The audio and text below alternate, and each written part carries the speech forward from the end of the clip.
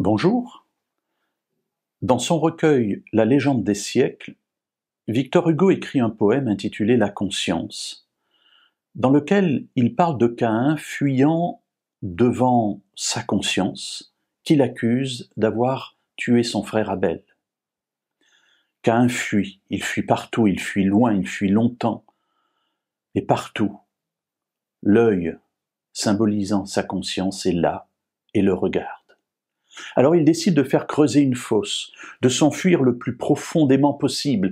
Il fait murer la fosse, et le poème se termine avec cette phrase terrible: « L'œil était dans la tombe et regardait Caïn ». On peut trouver cette même idée dans le livre des psaumes, au psaume 139, versets 23 et 24.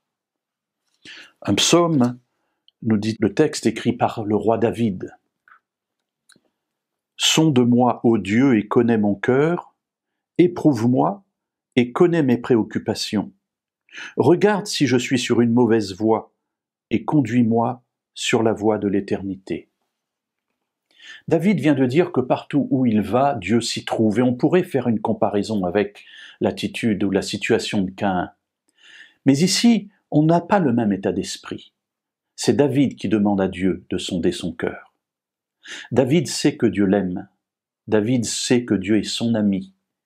Alors il ne craint pas de s'adresser à lui et de lui dire « Seigneur, sonde mon cœur, connais mon cœur, éprouve-moi. » Et il lui dit « Regarde si je suis sur une mauvaise voie et conduis-moi sur la voie de l'éternité. » Il se dégage de ces versets 23 et 24 pour moi un grand sentiment de paix.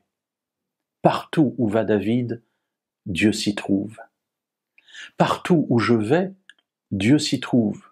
Mais non comme une conscience, comme un œil qui scrute ma vie pour m'accuser, mais comme le regard d'un ami, de quelqu'un qui conduit, qui soutient, qui encourage.